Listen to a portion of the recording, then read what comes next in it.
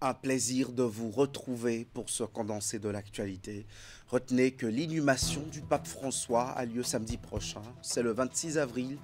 Les points marquants, les obsèques du Saint-Père s'égrènent depuis hier avec la messe de suffrage et l'exposition de sa dépouille dont les visites se referment à minuit ce soir. Plusieurs chefs d'État et de gouvernement du monde s'annoncent aux funérailles. Aujourd'hui, c'est la journée de promotion de la Terre et de ses écosystèmes en tant que foyer des humains, ainsi que l'ensemble des êtres vivants. Notre pouvoir, notre planète est l'intitulé du thème de la journée de la Terre nourricière de ce 22 avril 2025. Nous sommes à la 16e édition.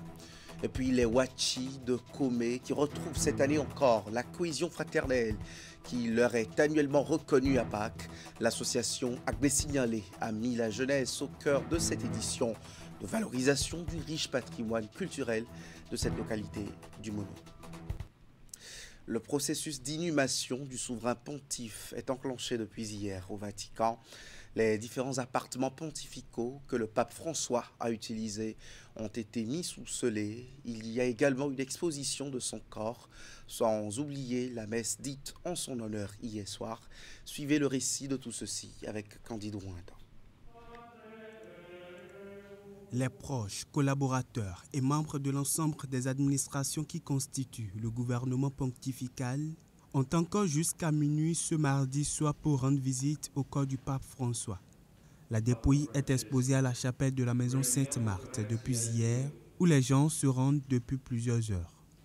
Bien avant l'exposition du corps, le processus d'inhumation du souverain pontife a commencé par la pose des scellés sur l'appartement papal, au 3e étage du palais apostolique et sur celui au 2e étage de la maison Sainte-Marthe. S'en est suivi la messe en suffrage au pape François dans la soirée de ce lundi 21 avril 2025 en la cathédrale Saint-Jean de Latran. Une messe présidée par le cardinal Balthazar Reina, vicaire général du diocèse de Rome.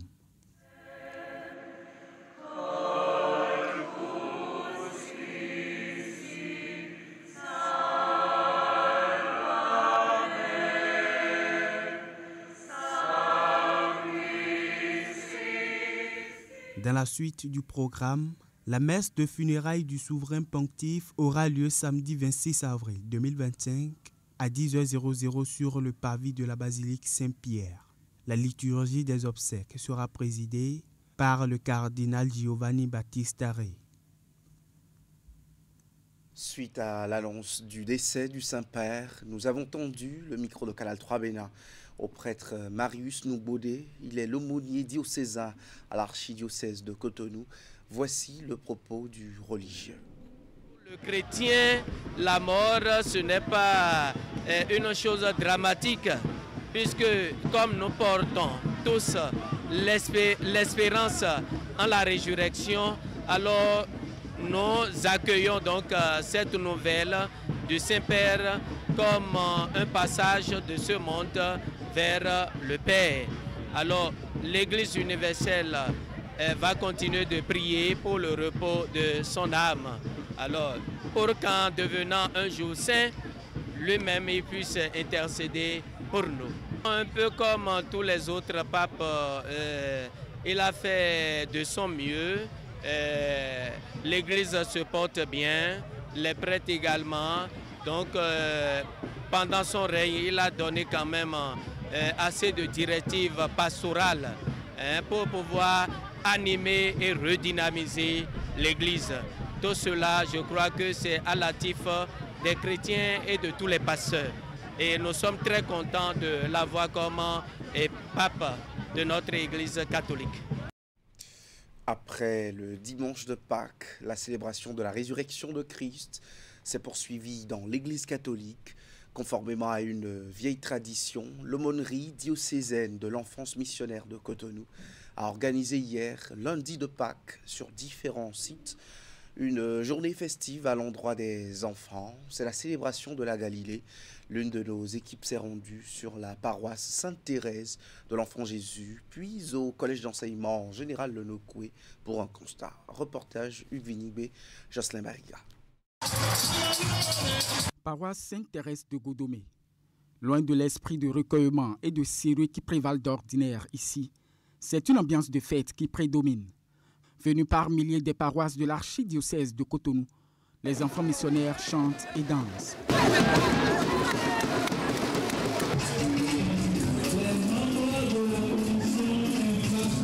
Cependant, ces démonstrations de joie sont les dernières d'une journée déjà à son terme.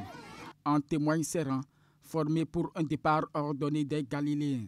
Le programme déroulé lors de cette journée inclut notamment une célébration eucharistique et plusieurs activités culturelles. Comme vous pouviez le voir, ils sont en train de rentrer le cœur égayé et avec beaucoup de joie parce qu'ils ont su partager cette journée-là avec leurs confrères, les amis et autres. Voilà, c'est ce qu'on pourra retenir de cette journée. Moi, je pense que cette journée est une bonne chose car ça nous permet de rencontrer d'autres paroisses et de savoir beaucoup de choses à travers les jeux, des animations, des danses et des activités culturelles. Il faut veiller pour organiser une journée pareille parce que quand on parle de vicariat, il faut noter que chez nous, c'est un ensemble de 12 paroisses. Alors il faut travailler avec les aumôniers paroissiaux pour faire déplacer tous ces enfants-là. Et sur le terrain, il faut organiser avec le curé et le personnel qui est sur place. Pour l'aumônier diocésain, cette initiative s'inscrit dans le cadre de la célébration de la résurrection du Christ. Cette fête a été instituée sur recommandation du Christ lui-même, qui dans la Sainte Bible a demandé à ses apôtres de le rejoindre en Galilée et que c'est là qu'ils le verront. L'essentiel, c'est de garder la joie, de ressusciter et de partager alors cette joie avec les frères et sœurs. Au CEG Lonokwe, l'ambiance est identique. Le matin, on a fait la messe de 10h, on est sorti, après on a mangé. Après, on a fait les activités, les divers jeux. Et les enfants participaient pour chacun participer au jeu. Ici, j'ai dansé sur le podium. J'ai dansé sur le podium. J'ai suivi la messe. Bon, la journée a été bien, on a dansé, on a chanté, on s'est enjaillé quand même. À noter que la Galilée est également célébrée dans l'église catholique par les adultes. C'était la fenêtre religion dans ce 19h30. La communauté internationale, et là on parle environnement, célèbre ce 22 avril la journée de la terre nourricière. La date commémorée depuis 2009 est placée cette année sous le thème « Notre pouvoir, notre planète » avec un accent sur les énergies renouvelables. Quels sont les objectifs de cette journée et surtout, quel est son impact dans les nations qui la célèbrent? Esther Tofa pour des éléments de réponse.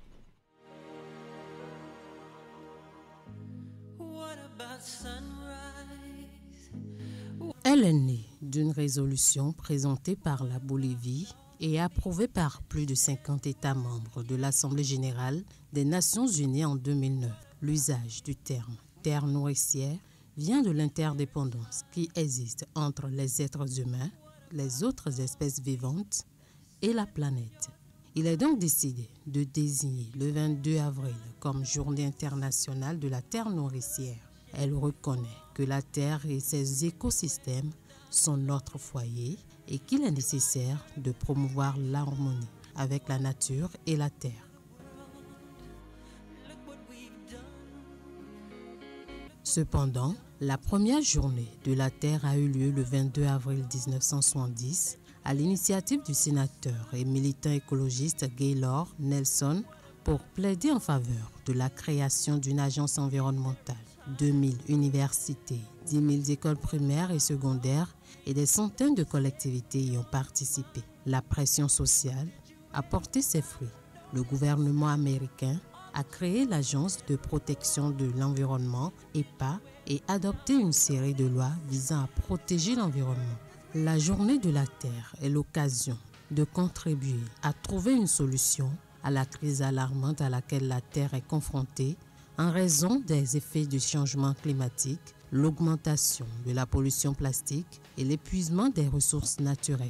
Elle vise également à célébrer les initiatives écologiques prises partout dans le monde. Le thème de cette année, Notre pouvoir, notre planète, appelle chacun à s'unir pour les énergies renouvelables et à faire un effort pour tripler l'énergie propre d'ici 2030. Le secrétaire général des Nations Unies, Antonio Guterres, à l'occasion de cette journée, invite les pays à agir pour lutter contre la pollution, freiner l'appauvrissement de la biodiversité et fournir les fonds nécessaires pour protéger notre planète. Antonique Smith, chanteuse, actrice et militante climatique de longue date, nominée aux Grammy Awards, a été nommée ambassadrice officielle du Jour de la Terre 2025. Ceci en référence à son profond engagement en faveur de la justice environnementale à travers son association qui œuvre auprès des communautés religieuses et des personnes de couleur pour lutter contre le changement climatique. Plus éclairé sur le contenu de la loi, sur le cadre juridique de la chefferie traditionnelle au Bénin, les cardinaux, ministres, princes et princesses et autres garants de la tradition du Dahomey affirment leur soutien au chef de l'État. Une déclaration a été lue à cet effet ce week-end à Bomé, au palais du roi Wegbaja. C'est à l'issue d'une séance de sensibilisation et d'information. Suivez ici un extrait des mots de Da Adoukonou Agonglo, président des Asiata du Dahomey à l'occasion. Il est leur porte-parole.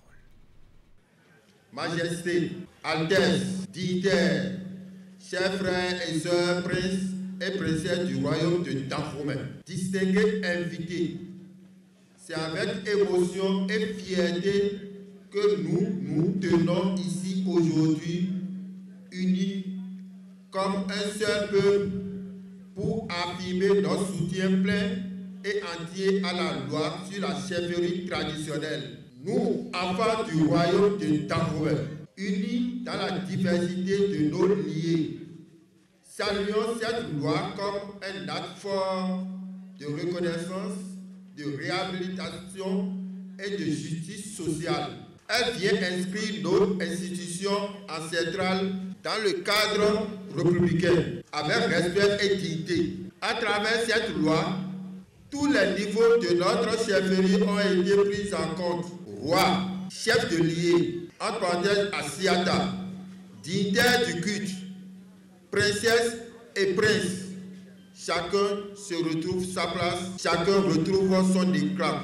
C'est le signe que notre mémoire collective compte, que notre histoire n'est pas effacée, que notre héritage de Dada Wegbaja vit encore à chacun de nous. Nous exprimons ici notre gratitude à son Excellence, Monsieur le Président Patrice Talon, pour avoir compris la portée de cette reconnaissance. Ce geste dépasse le politique. C'est un acte d'unité, un acte d'amour pour le peuple béninois dans toutes ses racines. Que le Très-Haut et les membres de nos ancêtres le bénissent et l'accompagnent. Qu'il protège notre nation et qu'il fasse rayonner encore le royaume de Dahomey, uni, fort et fier. Que vive le royaume de Dahomey uni. Que rayonne Dada Wegbaja à travers chacun de ses enfants. Et que Dieu bénisse le peuple et ses dirigeants. Retour sur les festivités de la Pâque dans le département du Mono. À Komé, la communauté Wachi a une fois encore sacrifié à la tradition avec son creuset dénommé Agbesignalé. Des moments de retrouvailles annuelles entre frères et sœurs du même groupe ethnique. Et les festivités ont connu leur épilogue sous les yeux de Narcisse Alosset et Florent Dohou. En voici le point. La cohésion fraternelle prônée depuis 1959 est loin d'être abandonnée ici.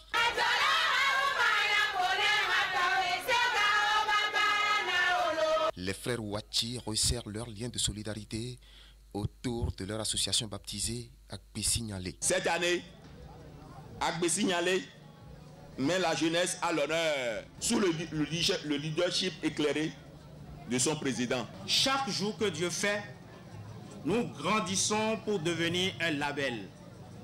Devenir le label Wachi. Le label Wachi, dont une partie du riche patrimoine culturel a été montré à l'assistance à travers un ballet de plusieurs groupes. À cette trait identitaire des Wachi montré sous les yeux des membres du gouvernement, une action de marketing a été ajoutée. Quand on vient chez nous, Madame la ministre, on retrouve une diversité de mets. Nous savons faire du ablo. Nous savons faire du akpessé. Nous nous apprêtons, Madame la ministre, à passer à la labellisation du ablo et du akpessé. Aujourd'hui, dès qu'on parle du Bénin, tout le monde s'affole autour, dit qu'est-ce qu'ils vont nous vendre, qu'est-ce qu'ils ont. Mais ils ont tellement confiance que très très vite, le Hablo fera partie de nos produits d'exportation, j'espère. Ce sera un nouvel acquis pour les responsables actuels de ce creuset qui apporte des innovations à ces moments de retrouvailles. La dernière en date, c'est un projet stratégique à impact communautaire conçu pour promouvoir le leadership chez les jeunes Wachi. Président Tokoyon Jacques, merci pour les choses nouvelles que tu amènes dans Agbesignalé. Et j'invite toute la population de Komé à l'accompagner puissamment, à le soutenir. Mettons-nous en tête que la politique ne doit et ne saurait nous diviser. Nous vous invitons tous, Wachi, de père ou de mère, à rejoindre l'association Agbesignalé. Comme c'est le cas chaque année, ces retrouvailles ont été placées sous la bénédiction divine à travers une Eucharistie. Cette fête identitaire Agbesignalé de la communauté Wachi, c'est aussi un volet sportif riche et varié. Il y a eu du football, du handball et de la marche sportive en marge de ces festivités. Retour ici sur les temps forts de ces manifestations. À l'heure de la grande finale du tournoi Agbesignalé dans son édition 2025, une mobilisation des grands jours. Plus de 10 000 personnes ont pris d'assaut les gradins du stade Omnisport de Comé pour ce bouquet final. Une grande finale qui a mis aux prises l'équipe du quartier Hôtel de Ville, dont les joueurs sont habillés ici en jaune, et son homologue des éléphants d'Azanou. De belles phases de jeu qui ont accouché d'un scénario assez prolifique pour une grande finale. 5 buts au total et à l'arrivée, un succès 3-2 au profit des éléphants d'Azanou qui enlèvent le trophée. Ce soir, nous avons vu un très beau match. Les deux équipes ont bien mérité et le meilleur a gagné. Tous les Wachi qui ont gagné parce que la fête identitaire Agbesignalé est une fête qui rassemble tous les Wachi. C'est un beau match. Donc j'encourage les jeunes à aller de l'avant parce que nous avons besoin des taux parmi nous à Comé, mais nous avons besoin des Messi, des Mbappé. 48 heures plus tôt, il y a eu la traditionnelle marche de cœur. Ils sont partis de l'arrondissement de Oumako pour Comé avant d'arpenter quelques artères principales du chef-lieu de la commune. C'est pour maintenir sa santé et comme je l'ai toujours dit, on ne saurait fêter sans penser à sa santé. Vous avez vu, nous avons institué la marche depuis 3 ans. Après près de 10 km, la marche échoue ici, à la maison des jeunes de Comé, place à l'exercice d'étirement. Juste derrière, le volet santé avec une séance de dépistage de diabète et de l'hypertension. L'année dernière, il y avait des diabétiques qui s'ignoraient. Après le dépistage, il y a eu des prises en charge. Au-delà donc des réjouissances, ces retrouvailles fraternelles entre Wachi prévoient tout ce qu'il faut pour le mieux-être humain. Bien d'autres innovations sont annoncées pour les éditions à venir. Journal terminé. Dans 10 minutes, l'info revient avec l'info continue de Wahab Ali Barra. Attaque terroriste et propagande islamique. Comment justifier le silence de l'armée? C'est bien le sujet en débat avec Virgile Ouessou, directeur exécutif de l'Institut Médias et Développement, spécialiste des politiques de sécurité et de défense, et Delphin Gangana, analyste politique. Prenez le rendez-vous. Moi, je vous retrouve demain au JT Soir.